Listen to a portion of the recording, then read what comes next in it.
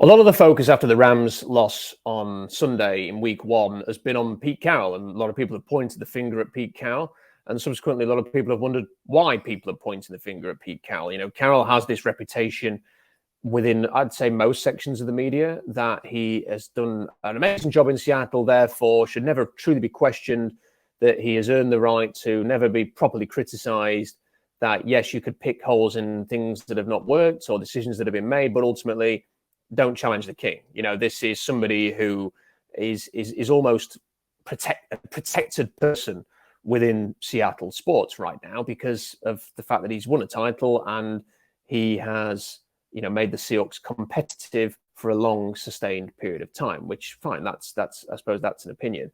I think those people who are making those views, though, don't really understand where I think some of us are coming from when they criticize Carroll. The main issue being that the defense, which, you know, he's a defensive coach. That's his background. I understand that he's an overseer. He's a true, proper head coach. He's not a talented coordinator who's been elevated and promoted into a role and just sort of watches one side of the ball. He is, you know, a program builder. I get that. But his background is as a defensive coach. And for a number of years now, the Seahawks defense hasn't been average. It hasn't even been slightly bad. It's been awful. It's been really awful. And the common trend, and we joke about it, is that, and we have done for a couple of years now, is that we'll see the same thing next year when the season starts. The defense will need 5 or 6 weeks to get its act together. And how many times do we have to live through that before we go, well, hang on a minute, what's going on here? Because the Seahawks like to talk about we've been contenders for a long time and, you know, no, they haven't been contenders for a long time. You know, if you actually think back go all the way back to the 2017 season, that's a number of years now. How many playoff games have they won since then? 1. They've won 1 playoff game, and it was in Philadelphia. And the starting quarterback for the Eagles got injured in the first quarter, and 40-year-old Josh McCown had to start that game. That's Seattle's only playoff win in a number of years. So when they say that they've been right in it and competing and, you know, right at the top and competitive for a number of years, they haven't really. It's a load of old rubbish, really, isn't it?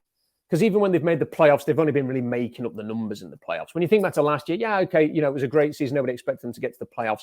But they're in the playoffs because the NFL's extended to 7 seeds. And they get dumped out by the Niners after 1 game. That has been the trend with Seattle. They get to the playoffs and they lose. They get to the playoffs and they make up the numbers, or they don't get to the playoffs. We've had that for a number of years. And when you see the same problems appearing year after year after year, you are within your rights to go, what's the head coach doing here? Why is the defense so consistently awful to start a season over and over again? And it's just not good enough. It isn't good enough. And because Carroll's been here a long time, we shouldn't hide away from having that discussion. This is a question that should be asked of Pete Carroll. Why, for a number of consecutive years, has the defense struggled badly at the start of a season? That is just a fair question to ask. And whatever the answer is, we need to talk about that because it's not good enough. And that's just sort of one aspect of what went wrong on Sunday. I mean, you could have a whole video on the fact that they had 3 meaningful yards in the second half. People were saying, they keep saying they got 12 yards. Well, they got 12 yards because they got 9 yards on the final play to run out the clock. They had 3 meaningful yards on offense. About all of those weapons. Yeah, the tackles went out. Not ideal. As I said in the stream on Sunday, I'm 6'4". I can pretty much reach out and gain more than 3 yards with my arm reached out. You know, I can lie down and defeat the amount of yardage the Seahawks offense achieved on Sunday. So that's not good enough either. But it's the consistently same problems that we see with this defense, which has had a lot spent on it. It's not acceptable. It's not acceptable for a coach whose supposed calling card is defensive coaching to have this level of performance when you have spent a top 5 pick. Okay, he didn't play at the weekend, but you've spent a top 5 pick on the defense. You spent a high 2nd round pick on the defense this year. Last year, you spent a 2nd round pick on Boya Mafe. You've paid big money to Draymond Jones, to Uchenna Nwosu, to Quandre Diggs, to Jamal Adams. You brought that boy Wagner. You spent a first-round pick on Jordan Brooks. You'd had the Jamal Adams trade, which was 2 first-round picks and a third-round pick. Second-round pick on Darrell Taylor. You've signed Jarran Reed. You know, that's a lot of investment. I think that Curtis has been noting on the blog that they're invested something like $58 million in safety position now. And that's what's the secondary look like at the weekend? It looks like that. Like, how can you invest that much in a defense and be that bad? You know, this is not a defense that, even last year when it was like a rebuilding year, there was still a lot of investment in that defense. And now there's even more. And it looks as bad in different ways because they weren't run all over this week. It was something different. But the end result is still the same. 15, 16 play touchdown drives. No pressure. Unable to get off the field. You know, that frustrating slow death combined with maddening explosive plays in the passing game. How many more years do we have to see this from Pete Carroll's defense before we just go, this ain't good enough? And nobody who says these things hates Pete Carroll or dislikes Pete Carroll. Every Seahawks fan, you know, with obviously, you know, two or three exceptions, and they're clowns who just want to be ridiculous about Pete or whatever. Everybody else thinks the world of Pete.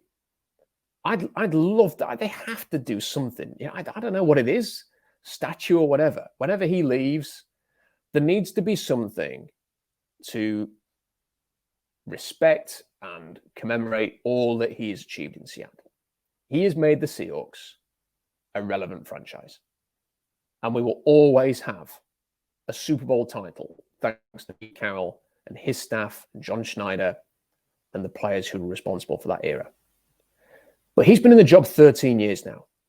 And for a number of years, they have not been a relevant football team in the playoffs. They have been an atrocious defensive team, and they haven't been a contender. They were a contender, a strong contender, an elite team, one of the best teams that have been put together when it started out and they built the LOB era. They were then a good team for a number of years. People don't want to acknowledge this now, but because Russell Wilson was a top-level quarterback for a number of years, and he dragged them kicking and screaming. There's a lot of revisionist history going on about what Wilson did in that period immediately after the LOB era, but that's what Wilson did. His career may well be falling apart as we witness it now after this immediate trade, whatever. When that LOB era finished, Russell was the Seahawks for a little while. He was the main thing. They had no running game, they had no defense. It was Russell Wilson. And now we're in a period where, like I say, they've invested all these draft picks. They have acquired talent well. They've spent a lot of money. And we're still saying the same problems over and over again, that they can't put a defense on the field. They now don't have a quarterback who, on his own, like Wilson could at his peak, can just drag this team kicking and screaming to victories. It's just not good. It's not particularly, you know, when you think of the Seahawks, you don't think of a clean, well-oiled tactical machine. The players are coming out after the game at the weekend and saying the Rams wanted it more. I mean, what? You know, if nothing else, Carroll's supposed to be like a motivational master. How can they be saying that after a game against a rival in the NFC West? The Rams wanted it more. I mean, that's a really worrying thing for people like Geno Smith, and I think DK Metcalf said it as well. That's not good. But mainly, it's the same thing happening over and over again on defense. People are well within their rights to go, how many more years are we going to have of this before we go, enough's enough. We've got to try something new here. And there's nothing wrong with that. But coaches, maybe in football, you do see, especially in the college game, you see these coaches who go on forever. I mean, that happens less and less now. But you have in the past seen coaches that coach basically as long as they want to. They become bigger than the team. You know, even if the results aren't great, you can't push them out the door because they are that college football team. And in the NFL, I'd say there are some older coaches who have been there a long time and they almost feel like a protected species. And Pete Carroll is one of them. Mike Tomlin's another. I'd suggest that Bill Belichick's another one. And look, Bill Belichick's the most successful coach ever in the NFL and has won so many titles that I would argue that, yeah, you know, if I was a Patriots fan, I'd be going, okay, when Bill's ready, that's fine, because, and he's messed things up a lot over the last couple of years with his offensive coordinator appointments and stuff like that. And, certain decisions have been made that have been wrong. I mean, how he's not been able to keep the Brady relationship together, I guess I would put that on him as well. But when you've won that many Super Bowls, I think you have the right to go, okay. But for Tomlin and for Carroll, it feels like their glory days are very much in the past. People will credit Tomlin for saying, well, he's never had a losing season. Like, well, you don't get a hanger banner for that. And for Carroll, likewise, the fact that the Seahawks have not been really bad enough to sort of pick, let's say, back-to-back years in the top 5 over a period, that's not something that's going to make me feel warm and fuzzy inside. I ain't buying a T-shirt saying 2023 Seahawks again are going to pick in the teens. That doesn't mean anything to me. I want to win Super Bowls. I want to be in NFC Championship games. Since the last time the Seahawks were in an NFC Championship game, think of all the other teams in NFC who've gone from the bottom and have actually got to that point, including all of the teams in the NFC West, by the way, since the Seahawks were last in an NFC Championship game. It's been a long time. I said that one win in the playoffs since 2017. That's not good enough. And when you see these same problems happening over and over again, it's not unreasonable to go, maybe it's just time to try something new. And people go out, and the classic response to that, and look, it's such a thing within fan bases who, even ones who don't have a lot of success, to say things like, careful what you wish for, like it's a threat. Don't you dare wish for, you can't hope for better because, if we lose this guy, then you'll be to blame, because you asked for something different. I mean, you could easily point at what happened with Mike Holmgren. Mike Holmgren, it was time. He left. The Seahawks cocked up the replacement appointment with Jim Mora. That didn't work. But going through that 1 year of pain and it not work with Jim Mora led you to Pete Carroll. Now, if we'd have said with Holmgren, better the devil you know, careful what you wish for, stay with Mike Holmgren, we'd have never got to Pete Carroll. We might have, yes, we had to go through 1 year of Jim Mora to get to Carroll. But if you just stick by Holmgren in the first place and say, fingers crossed, he's going to turn it around, you never get Carroll. So sometimes you have to be willing to take a chance. And you might get that wrong. You can't live in fear of potentially getting it wrong to move forward. Now, I get it. The other argument is, what is the ownership situation? And is, for example, Jody Allen, who I personally think, if you sort of read the tea leaves, and if you listen to what people who are in the know, whether it's with the Trailblazers or with the Seahawks, are saying, it certainly looks as if there is going to be a sale sooner than maybe others are suggesting. Because Jody Allen has said, I'm not interested in selling stuff like that. The agreement with Paul Allen was essentially that the teams will be sold, but there has to be, it doesn't have to happen immediately, but it has to happen. That was his plan all along. And there is an agreement with the Seattle Council that they are due, I think it's something like 10% of any money that's made in a sale up until May 2024. So that's really the earliest time when a sale could happen. Now, if Jody Allen is looking at this and thinking, I'm selling this team in 18 months, I embrace and accept that the chances are of going, well, and as my final performance as the owner of the Seahawks, I'm going to fire Pete Carroll. That doesn't make a lot of sense. And I appreciate that might be the thing now. We might be so close to a takeover of ownership that it might be unlikely that we ever see any change. But as a fan, I don't feel like we should hide away from that. And I will not hide away from it if the Seahawks come roaring back and beat the Lions in week 2. To me,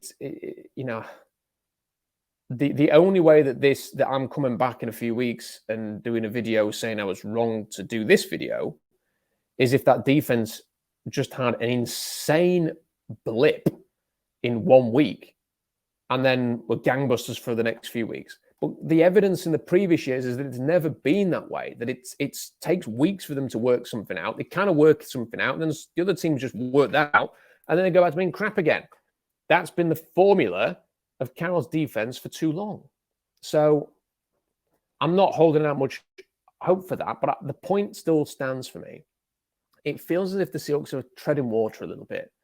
That they're never going to be so bad under Carroll, because Carroll is, a good coach and a good program builder.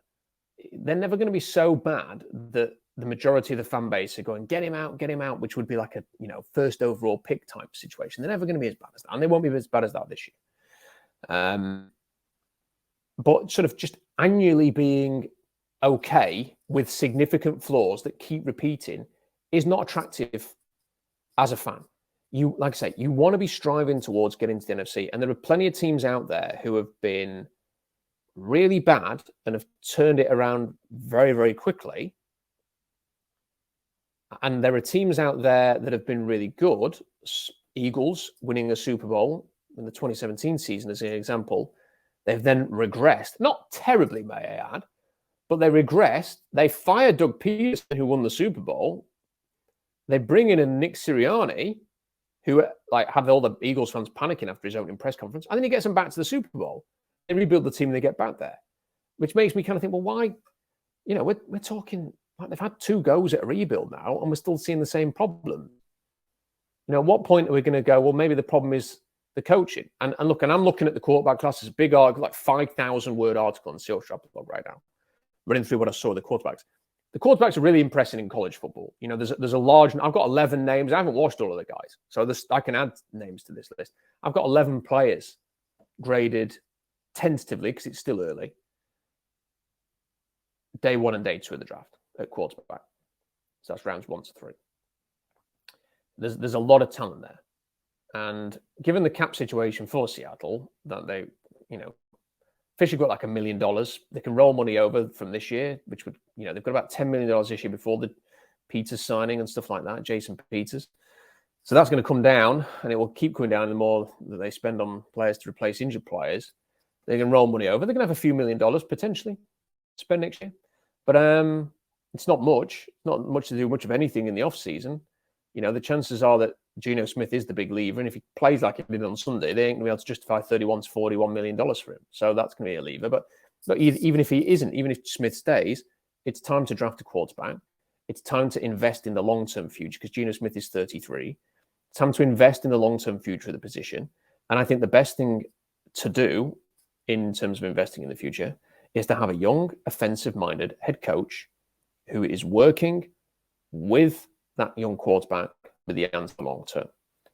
And that is, look, it's working in other places, and it will not work everywhere. I appreciate that. But just to name some teams, Mike McDaniel and the Dolphins, I don't think you can say that's not an unattractive proposition right now. Obviously, the Chiefs with Andy Reid and Mahomes, that's been a tour de force. The Bengals, yeah, I admit that they've done a very good job acquiring talent. Quarterback's amazing, but it's an offensive-minded head coach paired with a young quarterback, and they've been to a Super Bowl. They are contenders annually now.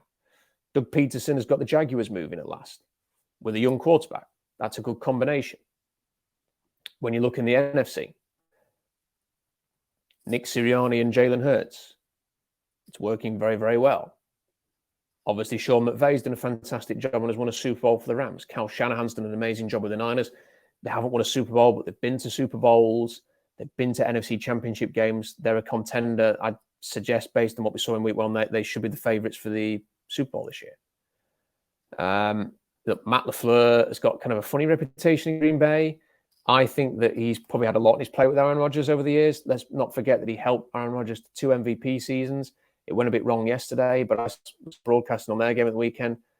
I think Matt LaFleur's done an excellent job at Green Bay. The Vikings were strong last year under an offensive-minded head coach. They're going to be a flawed team. I think whenever Kirk Cousins is there, but I still think that's a reasonable point.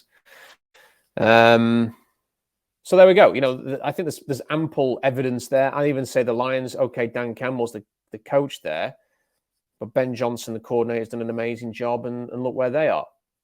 And maybe he's somebody that the Seahawks should be keeping an eye on this weekend, not just in terms of coaching his offense, but also, is he somebody who can be a future head coach, who could be the answer? I'd suggest that he's probably as strong a candidate as anybody right now in terms of these young coordinators that are coming through.